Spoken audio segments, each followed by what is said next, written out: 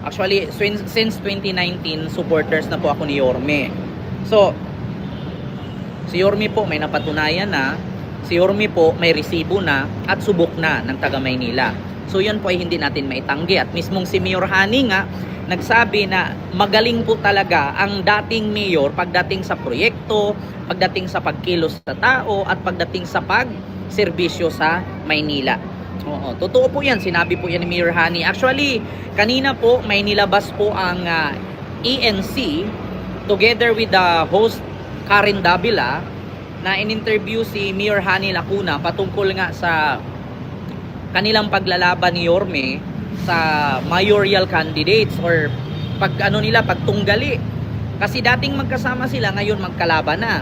So, yun nga, tinanong nga doon ni Karen Davila si Hani Lacuna, si Mayor Hani Lacuna na totoo ba na malaki ang utang ng Maynila or City Hall na City of Manila nung si Yorme ang nakaupo. Na which is sinabi naman ni Mayor Hani Lacuna, totoo po, malaki po ang utang, is worth 15 billion. Pero hindi naman po sinabi ni Hani doon na si Isko lang ang nangutang. Kasali siya. Alam niyo kung bakit? Kasi vice mayor siya at that time. Hindi naman po maaprubahan yung 15 billion na utang na yan ni Yorme kung hindi po pumirma si Vice Mayor Hani noong Vice Mayor pa siya. So ngayon, hindi niyo po may tanggi.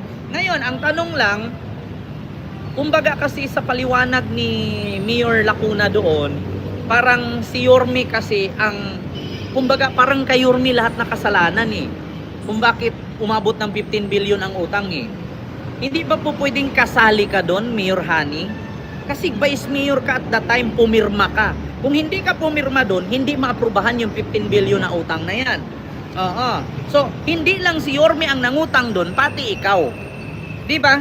Kaya nga sabi ni Yorme, nung si Yorme ay tumakbo, pagka-pangulo ng Pilipinas at hindi pinalad, ang sabi ni Yorme, ate, naumpisahan na natin, no? Ang mga proyekto sa Maynila, ipagpatuloy mo ate, kaya mo ba? Anong sagot ni Hani? Kayang-kaya.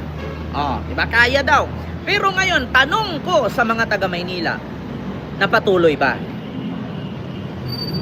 Actually, napagpatuloy naman, pero yun pa rin yung project na kung saan ginawa ni Yorme together with Hani. Pero yung naging mayor na si Hani, wala po siyang nagawang project. Kasi ang pinagpatuloy niya lamang ay kung ano yung plano ni Yorme, mga infrastructure katulad ng hospitals, schools, housing, mga park, yung pagpapaganda sa Maynila, yung mga parke, yung mga kalsada, yung mga hospital needs, mga equipment, which is si Yorme lang po lahat nun, na kung saan kasali din naman si Hani. Ang problema lang, nahulog doon na si Hani parang walang ginawa. Ngayon, nung nagkandalit-chilitsi na, hindi ko sure kung nagkandalit-chilitsi na, nagulat na lang ako sa balita kanina sa interview ni Karen Davila na nahihirapan daw si Mayor Hani magbayad sa utang na 15 billion ni Isko. So bakit doon nakalagay nahihirapan siya magbayad sa utang na 15 billion ni Isko na kung saan kasali naman siya doon? Kasi siya ang vice mayor nun at mayor si Isko. Hindi naman maaprubahan yung 15 billion utang ni Isko kung hindi pumirma si Hani. So dalawa sila doon may utang. So ngayon nahihirapan daw siyang magutang o magbayad sa utang na or loan na yan na 15 billion. Ngayon maitanong ko lang, paano siya nahihirapan magbayad sa utang na 15 billion na kung saan ang era or kinikita ng buong Manila or City of Manila sa loob ng isang taon ay kulang-kulang 30 billion. Diba? So paano mo nasabing nahihirapan kang bayaran yung inutang ninyo ni Yorme noon na ang kinikita naman in 1 year sa City of Manila is almost 30 billion? So hindi ba po pwedeng every year magbayad ka 5 billion, next year 5 billion, next year ulit 5 billion. So in 3 years, sa term mo bilang mayor, tapos ang 15 billion na utang. Di ba? Ngayon, paano ko nasabi na ang City of Manila kumikita pala ng almost 30 billion a year. Nakasaad po kasi yan doon. Kaya nga kunong kamakailan lang nagkagulo ang City Council ng Maynila. Bakit? Kasi minamadali ng City Government ng Maynila na aprubahan ang 25 billion budget sa 2025. So ibig sabihin, almost 30 billion nga ang kinikita a year sa City of Manila. So ngayon, paano nahihirapan magbayad si Mayura Hani ng 15 billion na utang ni Isko at utang din niya kung kumikita na rin naman pala ng 20 to 30 billion a year ang City of Manila? So yun lang ang aking tanong ha. So bakit ngayon ipinapamukha ni Mayor Hani sa mga interviews na nahihirapan siyang magbayad? Alangan naman ang pabayarin natin si Francis Zamora. Alangan naman ang pabayarin natin si Vico Soto. Alangan naman ang pabayarin natin si Abalos. Alangan naman ang pabayarin natin si Joy Belmonte. Ikaw ang mayor ng Maynila, malamang sa malamang ikaw po ang magbayad niyan. Hindi naman si Joy Belmonte ang mayor diyan. 'Di ba? Ganun lang 'yon. Kaya nga sabi ni Yorme, kung nahihirapan kayong bayaran ang utang na iniwan niya, lumayas kayo diyan sa City Hall at babalik siya. Simple lang naman eh. Hindi nyo pwedeng gawing dahilan na nahihirapan kayo magbayad sa utang ni Isko. Pwede naman kayong umalis dyan. Umalis kayo, pabalikin nyo si Isko para si Isko ang magbayad. Kasi kada na lang may interview, kada na lang may tanong sa inyo, si Isko ang ginigipit. Si Isko ang iniipit. Si Isko handa namang bumalik at bayaran yung utang niya. Diba? Kung napagod pala kayong bayaran yung inutang ni Yorme noong nung mayor pa siya, ba't hindi kayo aalis dyan? Magsilayas kayo dyan, pabalikin nyo si Isko para bayaran ni Isko utang niya. Diba? Napakasimple. Tapos meron pang sinabi, sa napakadami daw na mga infrastructure project ni Yorme, wala daw return of investment. So, lahat daw pinatayo ni Isko, wala daw balik. Katulad nung elementary, mga schools, school buildings na pinatayo ni Yorme, wala daw balik. Paano ba naman babalik? I-public nga yun. Libre nga yun.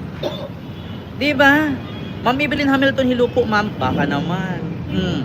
Diba? Paano ngayon magkaroon ng return of investment or kita ang mga school buildings na pinatayo ni Yorme? Ilibre nga yun. Diba? Pangalawa, paano daw magkaroon ng return of investment ang mga hospitals na pinatayo ni Yorme? Ilibre nga yun. Diba? Wala talagang babalik na return of investment doon or kita. Libre eh. Diba? Pangatlo, yung Manila Zoo. Sa Manila Zoo, hindi po ako naniniwala na walang return of investment yan. Alam nyo kung bakit? Daan-daan pong Manilenyo, halos araw-araw pumupunta ng Manila Zoo. Ngayon, pag pumunta ka ng Manila Zoo, may entrance po yan. Ngayon, pag nasa loob ka ng Manila Zoo, meron pong mga pagkain yan na pagmamayari din ng City Government of Manila. So ngayon, yung mga bumibisita sa loob ng Manila Zoo, bago ka pumasok, magbayad ka entrance. Pagdating mo sa loob, pag nagutom ka, bibili ka ng pagkain, inumin, juice, kung ano pa doon, bayad din yun. Hindi naman libre eh. Diba? So ngayon, paano nyo nasabi na walang return of investment ang mga pinapagawang proyekto ni Yorme, samantalang may entrance fee? At hindi lahat ng mga binibili sa loob ng Manila Zoo ay libre. Lahat po yun may bayad. Kaya may tanong ko lang, paano nyo nasabing walang return of investment? Doon pa lang sa Manila Zoo may entrance yan. Return of investment na yun. Wag na nating habulin yung hospital at yung mga schools kasi libre po talaga yun. Pinatayo yun para sa mga mahihirap na taga Maynila. Yung hospital naman, pinatayo yun para sa mga mahihirap na Manilenyo. Diba? Pangatlo, yun yung Manila Zoo. May return of investment yan. Pang-apat, yung mga pabahay. Wag po kayong maniwala na yung mga pabahay, walang return of investment yun. Alam nyo kung bakit may return po yun? Kasi nakasaad po doon sa rules sa bahay na tinitirhan yung mga pabahay sa Baseco, Condominium 1, Condominium 2, Binondominium, Binondominium 1. Diba mga ganon? May mga balik yun. Alam nyo kung bakit? Kasi once na nakatira ka doon at hindi ka nagbayad ng rent doon sa pabahay na yun, pwede kang tanggalin at palitan ng ibang tumira. Kaya huwag kayong maniwala na ilang beses daw sila naningil doon, ang city government ng Manila sa mga pabahay sa Baseco, wala daw nagbayad. Napaka-imposible. Di ba? Napaka-imposible na yung mga nakatira doon sa pabahay sa Baseco na hindi nagbabayad.